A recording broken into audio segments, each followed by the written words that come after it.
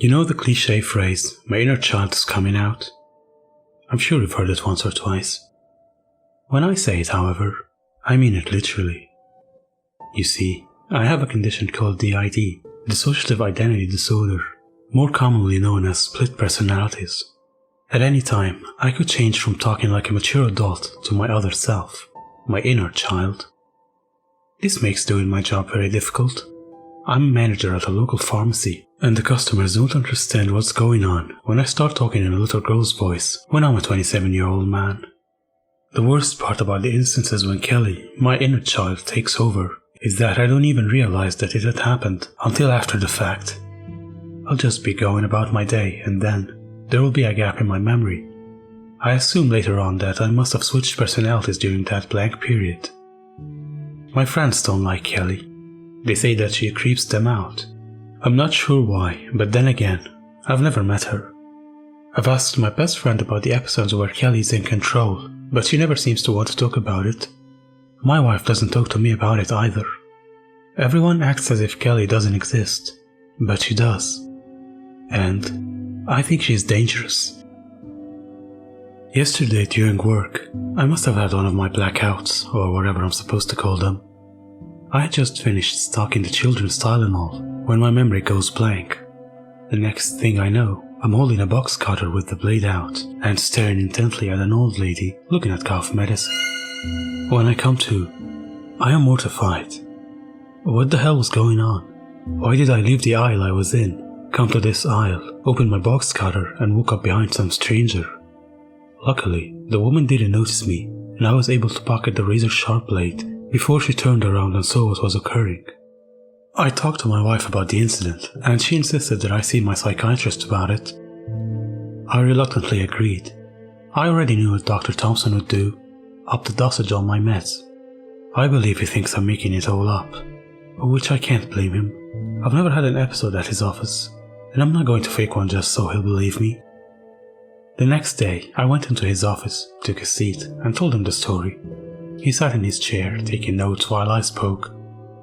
At least, that's what I think he was doing, as I couldn't actually see the clipboard. After the session was over, he wrote me a prescription for a higher dosage medication as I expected. The medicine never really did anything. It didn't stop the blackouts. They still happened. And if I didn't know better, I'd say they happened more frequently since I started taking them a year and a half back. Before I started seeing Dr. Thompson, Kelly only took over once or twice a month. Now, however, she took control on a daily basis. I explained that to the doctor multiple times, but his solution was always just to up the dosage. I hated him. He didn't take anything I told him seriously. He treated me like some kind of junkie who just wanted pills and then would be on their way. I understand why though, and in all honesty, I'd probably act the same way if I were in his shoes. My condition sounds crazy. I still remember the day he told me I had DID. I couldn't believe it, and in all honesty, I thought I was possessed. I never really thought of it as a split personality. I swung through the pharmacy on my way home from his office. It was my day off from work, and I was looking forward to relaxing and playing video games. I got my prescription from the young pharmacy tech that couldn't be more than 1 year out of college and started a short drive back to my house. I knew my wife would already be at work when I came home, so I'd have the house to myself for the afternoon, and I was perfectly fine with that. Well, not entirely alone. Our Saint Bernard Bruce would be there to keep me company. My wife works in real estate and is usually alone, unless showing a house to a potential buyer. She didn't mind, however. She liked the freedom. As expected, the moment I got home, he came rushing to the door to greet me. I rubbed behind his ears and he panted in pleasure. I missed you too, buddy, I told him as I walked into the kitchen to refill his food bowl, which was completely empty. I'd sworn I had filled it just a few hours ago. Weird, I thought to myself. I wasn't going to dwell on it too much, however. It was my day to relax after all, and that was exactly what I planned to do. I remember booting my PC and opening Steam to search for a game to play. Then, I blacked out again. The next thing I remembered was standing in the bathroom, looking at myself in the mirror. There was something off about my appearance, and it didn't take me long to realize what it was. I was covered in blood. It wasn't my own blood, I soon realized. There had no open wounds anywhere on my body.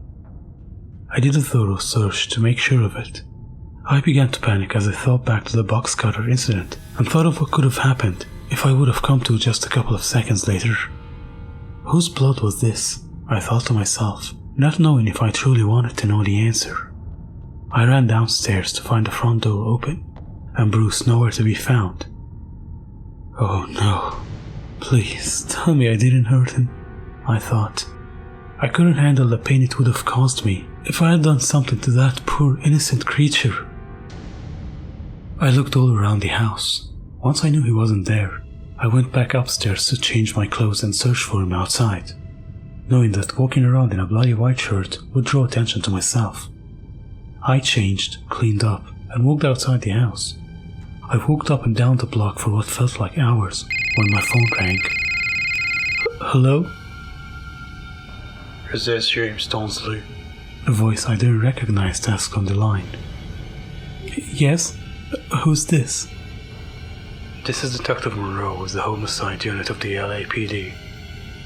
He replied, and my blood ran cold. Oh no, what had she done? I thought. I'm sorry, sir, but your wife was attacked at the house she was cleaning up. She was dead when we got here. I can't say anything more, but I would like you to come down to the station, please. Yes, of course, officer. I'll be there right away, I said, tears forming in my eyes. I knew it was her. But how could I tell the police that? They'd never believe me. They'd think I'm crazy, just like Thompson does.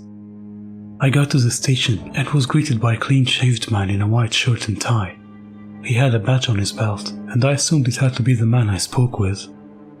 You must be James, he spoke. I nodded. I'm sorry for your loss, sir. What happened? I asked, nearly breaking down into tears once more. For me to tell you anything further, you're going to need to follow me, he said in a sympathetic tone. I agreed, and he led me into an interview room where we both took seats opposite each other. The neighbors of the house she was selling called when they heard a woman screaming. When we arrived, she was lying on the floor covered in blood. She'd been stabbed 47 times, and there was no sign of anyone around. I began to cry once more. I couldn't contain my emotions. We looked around, and the only evidence we found was a note. It read, Kelly was here. Now, Mr. Donsley, I'm going to have to ask you a few questions. Starting off, do you know anyone named Kelly? I shook my head. No, officer. Maybe it was one of our friends I didn't know about. I lied. Guilt was weighing on me, and I wanted to tell him the truth, but I couldn't go to jail. It wasn't me who did it. It was Kelly, and she wasn't afraid to make sure everyone knew it. He continued the interview, asking me questions ranging from where was I during the time, to do I know anyone that would want to hurt her. I told him I was at home and that she didn't have any enemies. Everyone who knew her loved her, were my exact words, and they were true, for the most part. I mean, every person she knew did love her, but I guess Kelly didn't. The interrogation finally ended, and he told me he'd be in touch. I cried the entire way home. When I got home, however, a little bit of happiness washed over me. Bruce was back, sitting in the doorway. I got out of the car and he ran over to me like always. As he got closer, however, I noticed something hanging out of his mouth. It was a note, splattered in red, which was presumably blood. Give it here, boy, I said, and he kindly obliged. I grabbed a piece of paper and unfolded it. What I read chilled me to the bone. It read, She was a fun beginning, but next time, I think we should try something a little less traditional than a knife. A chainsaw, maybe? I don't know. I'll figure it out. Anyways, I'll see you soon. Love, Kelly. I read it over and over again, and I'm terrified. I'm not sure what scares me more. The fact that the cops are going to figure it out, or the fact that she is going to kill again.